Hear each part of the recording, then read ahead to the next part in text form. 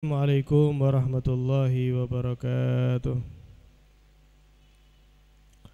Bismillahirrahmanirrahim. Bismillahirrahmanirrahim. Wassalatu wassalamu ala rasulillah Sayyidina Maulana Muhammad bin Abdullah wa ala alihi wa sahbihi wa man tabi'a sunnatahu wa iktada bihudah. Subhanaka la ilma lana illa ma 'allamtana innaka antal alimul hakim wa tub 'alaina innaka antat tawwabur rahim. Amma ba'd. Hadirin yang dimuliakan Allah, wabil khusus yang kita muliakan para sesepuh bini sepuh, alhamdulillah di malam hari yang insyaallah penuh dengan rahmat ini ya, dengan kucuran rintik-rintik hujan dari Allah Subhanahu wa taala yang alhamdulillah tidak melemahkan semangat kita untuk mengaji sejenak, duduk sebentar sambil menunggu waktu Isya. Kita isi dengan menimba bagian ilmu daripada Nabi sallallahu alaihi wasallam. Semoga dengan turunnya hujan rahmat ini insyaallah menambah keberkahan pada hidup kita dunia akhirat. Amin ya rabbal alamin. Hadirin rahimakumullah, melanjutkan daripada nasihat tuntunan Al-Imam Al-Habib Abdullah bin Alawi Al-Haddad, yaitu masih seputar bertafakur nggih. Setelah kemarin kita diajari oleh beliau bagaimana yang pertama tafakur tentang kebesaran Allah, keagungan Allah, kemudian ya bertafakur tentang keagungan Allah, kebesaran Allah, kemaha berkuasaan Allah akan menjadikan hati semakin cinta kepada Allah dan bersyukur kepada Allah. Kemudian bertafakur memahami, selalu merenungi bahwa Allah Ta'ala selalu memperhatikan kita, akan membuahkan kita memiliki rasa malu kepada Allah jika telat di dalam beramal, jika semangat dalam bermaksiat. Na'udzubillah min dzalik. Kemudian yang ketiga, kita diajak bertafakur tentang bagaimana kita masih kurang dalam penghambaan kepada Allah, dalam ibadah yang baik, sehingga membuahkan kita semakin takut kepada Allah, takut kurang dalam pengagungan kita, penghambaan kita kepada Allah, sehingga dapat menambah semangat kita dalam beribadah. Nah, berikutnya para rawuh, Al-Habib Abdullah bin Alawi Al-Haddad, beliau menyatakan, wa'alam, dan ketahuilah, annahu yanbaghi laka an tatafakkara fi hadhil hayatid dunya wa kathrati ashghaliha wa wabaliha wa sur'ati zawaliha wa fil akhirati wa na'imiha wa dawamiha. Dan ketahuilah, hendaknya engkau pun bertafakur tentang kehidupan di atas dunia ini, bagaimana kehidupan dunia dengan banyaknya kesibukan yang ada di dalamnya,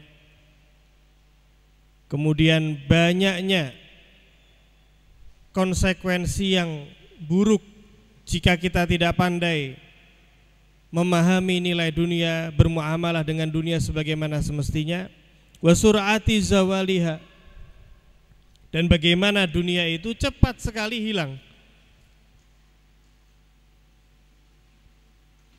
Dunia itu ya, kalau pada akhirnya para rawuh, dunia itu satu di antara dua. Ya entah dunianya meninggalkan kita atau kita yang meninggalkan dunia. Nah, ini nggak mungkin selamanya. Dunia itu satu di antara dua. Dunia yang pergi dari kita atau kita yang pergi meninggalkan dunia ini. Sur'ati zawaliha, betapa cepat.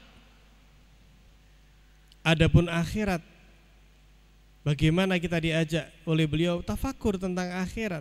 Akhirat ini kehidupan yang abadi, kehidupan yang hakiki. wa naimiha, bagaimana nikmat yang Allah akan berikan kepada hamba-hambanya yang taat, wa dawamiha, bagaimana keabadian akhirat. Jika kita melihat mereka para orang-orang soleh terdahulu, bagaimana mereka memandang dunia, dalam artian bermuamalah di atas dunia, hidup di atas dunia, mereka senang, di akhirat mereka senang. Namun tidak terbuai dengan dunia. Sayyidina Ali bin Abi Thalib niku pintu keilmuannya Nabi Muhammad sallallahu alaihi wasallam, menantu beliau, sepupu beliau radhiyallahu taala anhu arda. Beliau niku pernah, Sayyidina Ali niki kan bisa kita bilang kurang apa ya? Islam yo di antara yang awal masuk Islam. Ilmu, jika kita bahas masalah keilmuan, kata Nabi SAW, ana madinatul ilm wa aliyun babuha. Pintunya ilmunya Rasulullah SAW niku Sayyidina Ali bin Abi Thalib, alim-alimnya sahabat.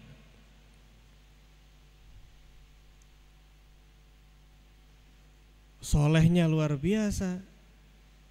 Pernah suatu malam ketika salah seorang sahabat beliau, ketika ditanya oleh Muawiyah tentang Sayyidina Ali, sifatkan Sayyidina Ali, maka dijawab, pernah suatu malam ketika saya mendekati Sayyidina Ali bin Abi Thalib, saya semakin dekat kepada Sayyidina Ali, ternyata saya dengar beliau lagi menangis.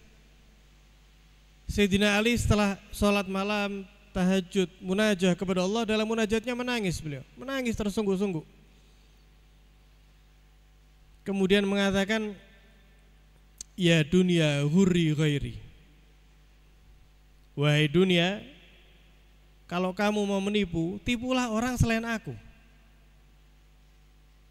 Apakah engkau selalu datang menghampiri, ingin menipu saya, ingin menjauhkan saya dari Allah, selalu berusaha mengawasi saya? Ketahuilah wahai dunia, qad talaqtuki salasan la raj'ata fiha. Ketahuilah wahai dunia, engkau sudah saya talak 3 yang tidak ada rujuk di dalamnya. Nah, niki sinten Sayyidina Ali bin Abi Thalib. Nah, bukan berarti kemudian beliau tidak mengupayakan apa yang harus diupayakan. Di sini dalam konteks nopo, cinta dunia, ditalak dunia niku kali Sayyidina Ali berapa? Talak 3. Setelah itu beliau mengatakan, ahin min qillati zat wa bu'dis safar wa wahsyatit tariq. Aduh, kata beliau, betapa sedikitnya bekal saya, betapa jauh perjalanan yang harus saya tempuh nanti, betapa mengerikan jalan perjalanan tersebut. Iya, kalau saya selamat lah, kalau enggak gimana? Niki Sayyidina Ali bin Abi Thalib karramallahu wajhahu radhiyallahu ta'ala anhu. Nangis beliau para rawuh. Ahin min qillati zat. Gimana ini saya, sedikit bekal saya. Kalau saya mati mau bawa apa saya daripada bekal? Sedangkan betapa jauh perjalanan nanti ini setelah meninggal. Betapa mengerikan risiko yang harus saya hadapi. Ketika seseorang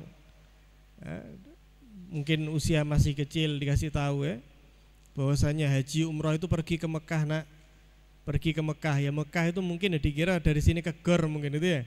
Mekah itu mungkin dikira sepeda motor sampai gitu.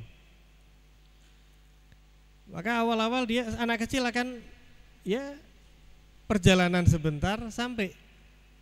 Tapi ketika semakin memahami di mana itu Mekah, berapa ribu kilo yang harus ditempuh.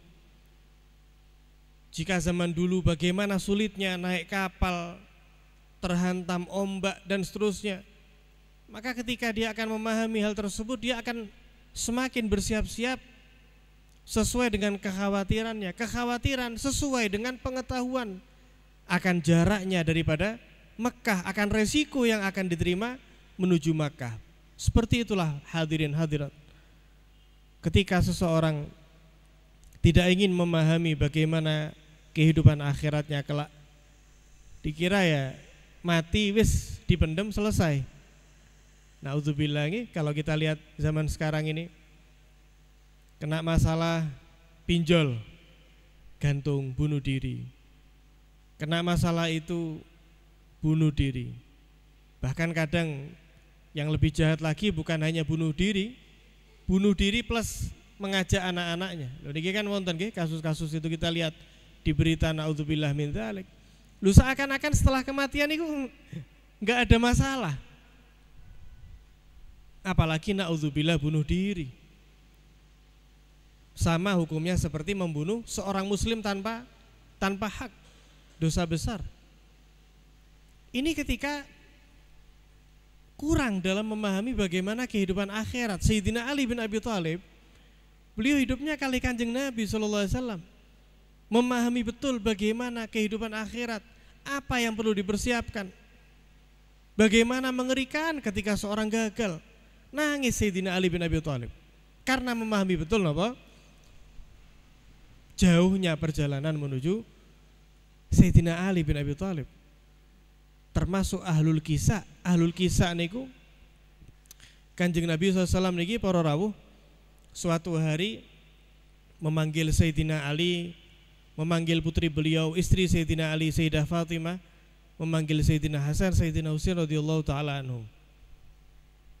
Kemudian ditutup oleh Nabi, mereka niku berlima pakai selimut seraya mengatakan, ya Allah saya ridho kepada mereka ini, maka ridhoilah mereka. Ummu Salamah, istrinya Nabi SAW, ibu kita semua, Ummul Mukminin, ibunya para mukminin, ketika melihat pengen gabung, di Rasulullah pengen gabung, Rasul ini circle istimewanya istimewa nih, VVIP nih, Ahlul Bait niki apa ya, inti daripada Ahlul Bait. Kanjeng Nabi SAW, Sayyidah Fatimah, Sayyidina Ali, Sayyidina Hasan, Sayyidina Husain, 5 orang.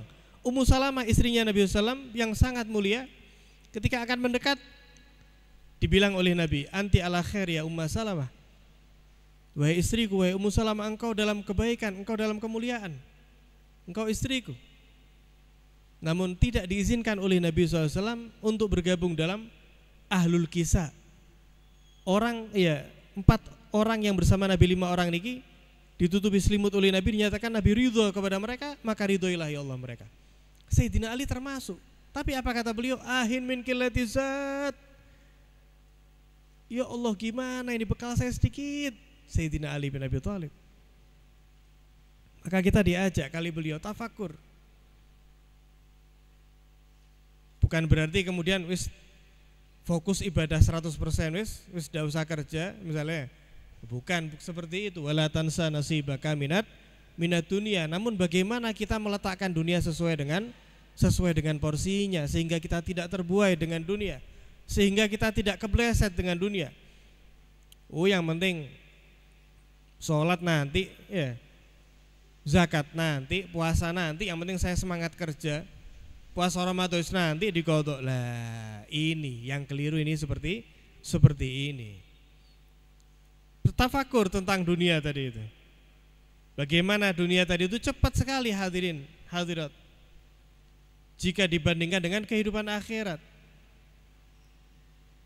Sesukses apapun seseorang hidup di atas dunia, jika ternyata kelak di akhirat diputuskan menjadi naudzubillah ahli neraka, demi Allah hidupnya selama apapun di atas dunia tidak akan terasa nikmat sedikit pun.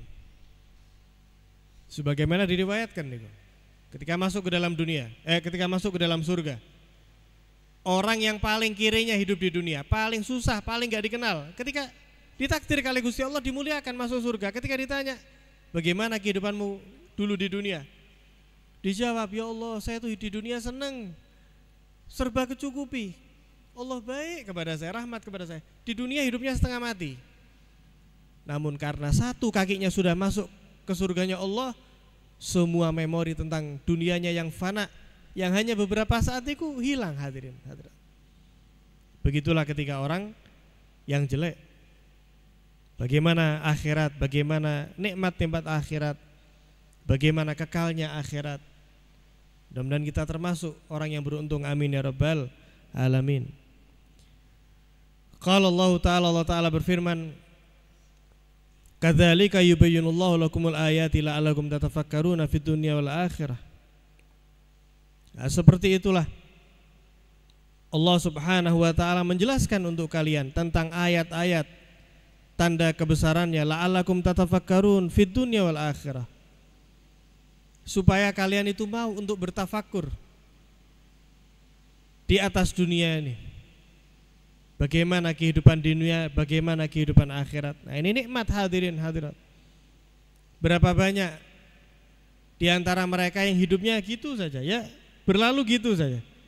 Tidak ada evaluasi, tidak ada memikirkan bagaimana cara dia beruntung kelak di akhirat. Dalam firman-Nya yang lain, Allah Subhanahu wa taala pun mengatakan, berfirman, bal tu'thirunal hayatad dunya wal akhiratu khairun wa abqa. Namun sayang sekali kalian lebih mendahulukan kehidupan dunia, padahal akhirat jauh lebih baik dan jauh lebih kekal. Namun realitanya masih banyak yang lebih memprioritaskan dunianya daripada akhirat. Kalau pergi ke mall, uang 100.000 sedikit rasanya, paling cukup buat beli 2 minuman. Tapi ini kota amal lewat, cari yang paling sedikit deh. Ini kota amal lewat, 100.000 keluar dibalik no, nggih. Yang keluar kok 100.000 lulu eman-eman misalnya. Cari yang 2.000, cari yang 5.000. La ilaha illallah. Tapi kalau jalan-jalan kemana, enggak salah para rawuh. Ada orang mau kemudian bertamasya, enggak salah sama sekali. Namun coba kita bertafakur, kira-kira kita gimana ya? Sama enggak uang ketika kita mau bersenang-senang, jalan-jalan ke taman safari lah, kemana lah, dengan ketika kita dihadapkan dengan orang yang lagi membutuhkan, kota amal lewat tadi misalnya nggih. Nabi SAW niku pernah tanya kepada para sahabat. Ayyukum mal warithihi ahabu ilaih min malih. Kanjeng Nabi tanglet kalau kali para sahabat. Ayo, siapa di antara kalian yang uangnya ahli warisnya lebih disenangi daripada hartanya dia? Siapa di antara kalian, ayo, yang uangnya orang lain lebih disukai daripada hartanya sendiri? Akhirnya para sahabat mengatakan, ya Rasulullah, ma minna ahadun illa malu ahabu ilaih. Loh ya Rasulullah, ya tidak ada satupun di antara kami yang mana harta yang dimiliki itu yang dicintai daripada harus dimiliki oleh orang lain. Nah, ibaratnya niki, sukaan mana sepeda motor ini jadi miliknya jenengan apa jadi miliknya orang lain? Nah, orang akan menjawab, ya jadi miliknya sendiri. Maka diperjelas oleh Nabi SAW, fa inna ma lahu ma qaddam wa ma lu warithihi ma akhar. Tapi ternyata buktinya banyak orang yang menyukai hartanya orang lain. Dia lebih suka harta calon ahli warisnya. Loh kenapa? Fa inna ma lahu ma qaddam. Dawuh Kanjeng Nabi, hartanya dia itu adalah apa yang dia sumbangkan di jalan Allah. Itu hartanya dia, yang bakal dia temui lagi kelak di akhirat berlipat-lipat. Wa ma la ghairi ma akhar. Adapun apa yang ditahan, dieman-eman, menjadi pelit kikir daripada sedekah. Yang penting bagaimana semakin berkembang, semakin kaya, meninggal. Wis mau diapakan itu? Ada enggak ahli warisnya yang rela emas-emasan tadi itu ikut dipendem. Anaknya pun nggak rela. Sepeda motornya, mobilnya ikut dipendem, tidak ada yang rela. Fa inna mala ghairi ma akhor. Harta orang lain, yaitu apa yang dia tinggalkan, yang nggak dia keluarkan di jalan Allah, yang dia tinggalkan ketika dia mati, itu harta orang lain. Loh kok ternyata lebih disukai ternyata sama dia ketika hidup di dunia. Tandanya apa? Pelit. Dia berat untuk menyumbangkan. Na'udzubillah min dzalik. Allah Subhanahu wa taala dalam firman yang lain menyatakan, "Wa ma hadzil hayatud dunya illa lahwun wa la'ibun wa innad daral akhirah lahiyal hayawan law kanu ya'lamun." Dan tidaklah hidup di atas dunia ini kecuali hanya senda gurau saja, hanya main-main saja. Wa innad daral akhirah lahiyal hayawan. Dan nanti tempat tinggal di akhirat itu baru hidup. Hidup yang hakiki itu bukan sekarang, Bro Rawuh. Sekarang itu kita hanya melewati satu fase dalam kehidupan. Sebelumnya kita pernah hidup. Bagaimana di alamul arwah, bagaimana kemudian kita ada di sulbi, ada di perut ibu kita. Sekarang di alam dunia. Nanti setelah alam dunia masuk alam lain lagi, alam kubur. Masuk lagi barzakh. Terus mudah-mudahan kita selamat ya sampai surga, amin ya rabbal alamin. Kita ini hanya melewati satu alam saja. Kapan finishnya? Nanti finish. Ketika di surganya Allah, amin ya rabbal alamin, itulah finish. Nah, sehingga ini yang harus kita pikirkan. Bagaimana kita hidup di alam dunia ini dengan sepintar mungkin, kata Nabi apa? Al-qayyis man dana nafsahu wa amila lima ba'dal maut. Ciri orang cerdas, orang yang memprioritaskan dalam hidup niku tentang bagaimana keberuntungan, bagaimana kesuksesan hidupnya dunia dan akhirat. Nah, kata beliau, tafakur tentang ini, tentang bagaimana singkatnya hidup di dunia, bagaimana kekekalan akhirat, bagaimana konsekuensi kelak di akhirat, yuthmiru laka zuhud fit dunia, akan membuatmu zuhud terhadap dunia. Apa yang mau dipelitin itu apa? Ini harta bakal milik orang lain. Apapun yang kita miliki, kalau enggak meninggalkan kita, ya kita tinggalkan dia. Sehingga dengan memahami hal tersebut akan membuahkan seseorang menjadi zuhud. Zuhud niku napa? Bahasa singkatnya niku enggak kedonyan.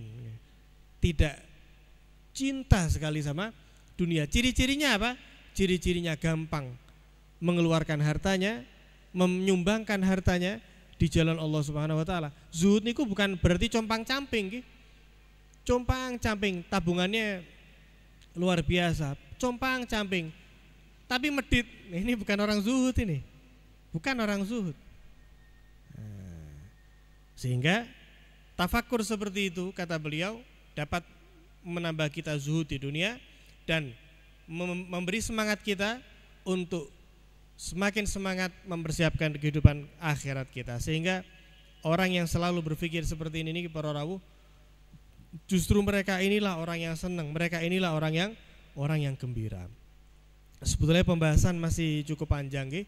Nah, cuman karena alhamdulillah niki kita memasuki bulan Rajab, ya jadi saya ingin sedikit membagi tentang keistimewaan bulan Rajab dan apa yang seharusnya kita lakukan di bulan Rajab yang mulia ini. Niki kesempatan dari Allah Subhanahu wa taala. Hadirin hadirat yang dimuliakan Allah, Allah Subhanahu wa taala telah membedakan antara satu hal dengan hal yang lain. Nah, Gusti Allah niku dengan kehendaknya ada kalanya memuliakan satu hal daripada hal yang lain. Walaqad faddalna ba'dahum 'ala ba'd. Para nabi pun oleh Allah taala enggak disamakan, ada ulul azmi. Ada Nabi Muhammad SAW. Tempat-tempat pun ada yang Allah taala bedakan, Allah taala istimewakan. Ada Makkah, ada Madinah, ada area Masjidil Aqsa dan lain sebagainya. Waktu-waktu pun Allah Subhanahu wa ta'ala beda-bedakan. Ada di antara bulan itu, ada 4 bulan yang disebut dengan bulan haram. Nah, bulan haram niki yang 3 berurutan, Dzulqa'dah, Dzulhijjah, Muharram. Yang 1 ini berpisah, yaitu yang kita dimuliakan oleh Allah, diberi kesempatan oleh Allah untuk masih mendapati lagi, yaitu bulan Rajab ini. Ya, inna iddatash syuhuri indallahi 12 syahran fi kitabillah yauma khalaqas samawati wal ard minha arba'atun hurum. Ada 4 bulan haram. Nah, apa artinya haram niku? Bukan halal haram seperti apa? Konsumsi nggih, mboten. Haram niki yang dimaksud bulan yang diagungkan oleh Allah, bulan yang memiliki kehormatan yang lebih di sisi Allah Ta'ala. Sehingga bulan haram niki ya termasuk Rajab niki disebut Syahrullah Al-Asam, yaitu bulan yang gak kedengeran suara ribut-ribut peperangan. Niki dari zaman dulu ya, tapi kalau sekarang niki kan gak nggih. Bagaimana saudara kita ya di Palestina, mudah-mudahan Allah Ta'ala beri kemenangan kepada mereka. Mereka sudah gak mengenal lagi apa Syahrullah Al-Asam seperti ini, para orang-orang Israel tadi itu ya. Yang dimaksud dengan bulan haram niki sebagaimana dijelaskan oleh Al-Imam Fakhruddin Ar-Razi dalam tafsir beliau Mafatihul Ghaib. Kenapa sih disebut dengan bulan haram? Nah, dijelaskan oleh beliau, innal ma'siyah fiha asyaddu iqaban. Bahwasanya dosa yang dikerjakan pada bulan haram niku azabnya lebih dahsyat.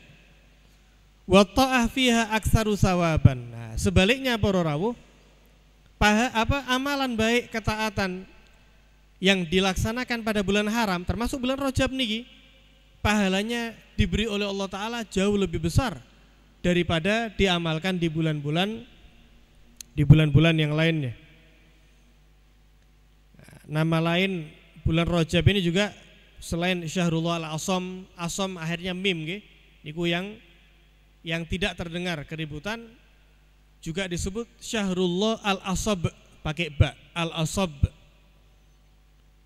Lah kenapa dinamakan Syahrullah Al-Asab? Li'anna fihi tusabbur rahmah 'alal mu'minin. Karena pada bulan Rajab niki Allah Ta'ala menuangkan rahmat kasih sayangnya kepada hamba-hambanya yang mukmin. Di kitab Al-Ghunyah, Syekh Abdul Qadir Al-Jailani niku menarik, menyatakan bulan Rajab niki kan terdiri dari 3 huruf, Ra, Jim, Ba. Nah, ini ada singkatannya. Ini kata siapa? Syekh Abdul Qadir Al-Jailani. Rajab, Ra niku rahmatullah, kasih sayang Allah. Jim, judullah, kedermawanan anugerah Gusti Allah. Ba adalah birrullah, kebaikan Allah Subhanahu wa Ta'ala yang diberikan kepada hamba-hambanya. Sehingga bulan Rajab adalah bulan yang dari awal sampai akhirnya ya, terkucur kasih sayang Allah, ya, terkucur kedermawanan Allah, terkucur kemahabaikan Allah Subhanahu wa Ta'ala. Cukup bulan Rajab niku menjadi bulan yang sangat amat mulia ketika bulan tersebut dinisbatkan kepada Allah Ta'ala. Nabi SAW beliau bersabda, Rajab syahrullah, Rajab adalah bulannya Allah. Wa Sya'ban syahri, Sya'ban adalah bulanku. Wa Ramadan syahru ummati, Ramadan adalah bulan umatku. Banyak versi penjelasan hadis ini. Sebagian yang dinyatakan oleh ulama, Rajab syahrullah, Rajab adalah bulannya Allah. Apa yang dimaksud? Seolah-olah Allah Ta'ala ingin menyatakan, jika engkau ingin beristighfar kepadaku di bulan Rajab, maka tidak ada perantara antara kalian dengan diriku, langsung, secara langsung.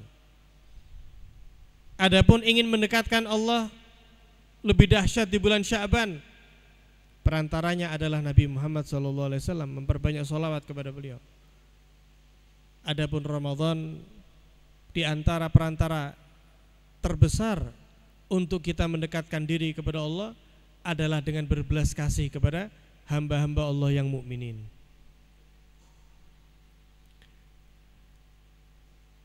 Bulan yang sangat istimewa ini kaula panjenengan masih ditakdirkan kali Gusti Allah untuk sekali lagi dan mudah-mudahan terus berkali-kali amin ya rabbal alamin untuk mendapati bulan yang mulia ini, sehingga rugi rasanya jika kita melewatkan bulan yang sangat istimewa ini dengan begitu-begitu saja.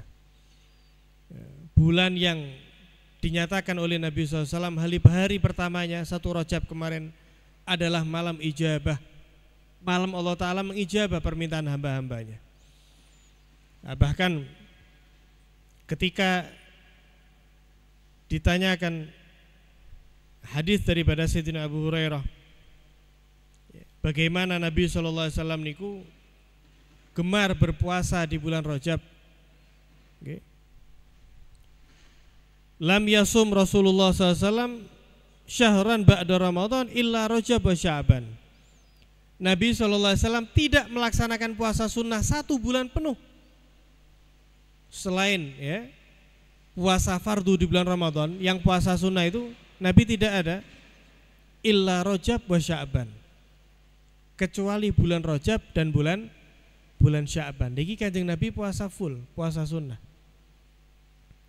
Bahkan Sayyidina Husain bin Ali bin Abi Thalib, beliau niku menyatakan di antara rahasia puasa di bulan Rajab niku, nah niki luar biasa. Kata beliau apa? Shaumu Rajab wa Sya'ban taubah minallahi azza wajal. Puasa yang dilaksanakan oleh seorang hamba di bulan Rajab atau Sya'ban niku taubah minallah, perantara Allah Ta'ala ingin memberi taubat kepada hamba tersebut.